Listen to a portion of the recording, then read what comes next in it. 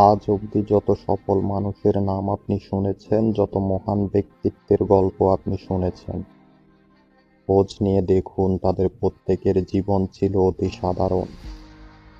কিন্তু এই অতি সাধারণ জীবনযাপনের মাঝেই তাদের ছিল এক অসাধারণ অভ্যেস, এক অভ্যাস যা তাদের অন্ধকারেও আলো দেখিয়েছিল, এক অভ্যাস যা তাদের ব্যর্থতার মাঝেও হাসতে শিখিয়েছে, এক অভ্যাস যা প্রতিদিন তাদের মনোবলকে দ্বিগুণ করেছে, এক অভ্যাস যা অলসতাকে শত্রু আর পরিশ্রমকে বন্ধু বানিয়েছে, এক অভ্যাস যা তাদের ভয়কে জয় করেছে, সন্দেহকে মুছে দিয়েছে, এক অভ্যাস যা তাদের সমস্ত অজুহাতকে ভেঙে চুরমার করে দিয়েছে, এক অভ্যাস যা তাদের সবার চেয়ে আলাদা করেছে, এক অভ্যাস যা তাদের ব্যক্তিত্বকে স্মরণীয় করেছে, এক অভ্যাস যা তাদের নাম ইতিহাসের পাতায় তুলে দিয়েছে। আর এই অভ্যাসটি হলো হার মেনে না নেওয়ার অভ্যাস। এটাই একমাত্র অভ্যাস যা মানুষকে জীবন্ত এক ঝড়ে রূপান্তর করে, যা মানুষকে ভিতর থেকে জেদি করে তোলে। আর জেদি হলো একমাত্র চাবিকাঠি সকল সফলতার, সকল অসাধারণ কাজের, সকল কালজয়ী ইতিহাসের। আপনার মাথায় যদি একটুও বিবেক থাকে তাহলে বুঝতে পারবেন বর্তমান সময়ে নিজের কাজ নিজের মতো চালিয়ে নেওয়া কতটা কঠিন। যখনই আপনি আলাদা কিছু করতে চান তখনই হাজারটা বাধা আপনার সামনে এসে দাঁড়ায়। সবার প্রথমে পরিবার, তারপর আত্মীয় স্বজন, তারপর বন্ধু বান্ধব, তারপর এই সমাজ। এই সমাজ কখনোই দেখবে না আপনি ভালো কিছু করছেন নাকি খারাপ কিছু, তারা শুধু সমালোচনাই করবে। তারা শুধু অবান্তর কাহিনী ছড়িয়ে দিবে আপনার নামে, অথচ তারা জানেই না আপনি কি করছেন, কেন করছেন, কিভাবে করছেন, কতটুকু মনের জোর দিয়ে করছেন, আর ভবিষ্যতে কত দূর যেতে পারবেন।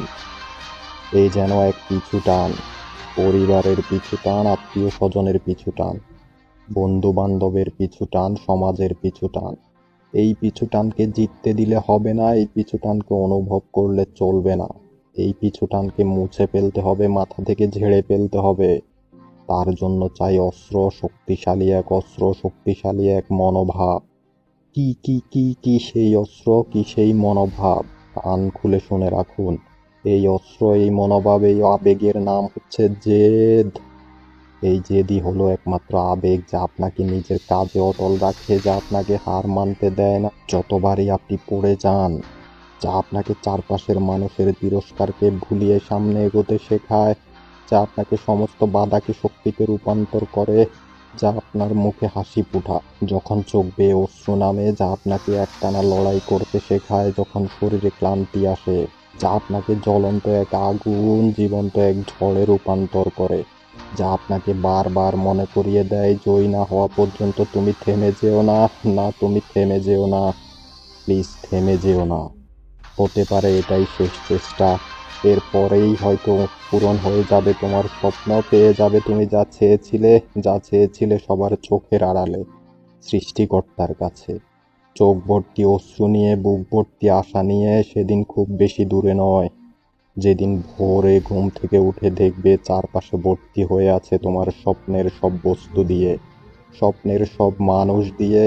তখন না হয় চায়ের কাপে এক চুমুক দিও আর এই কথাটি স্মরণ করিও, আমি যা চেয়েছি তার সবই পেয়েছি।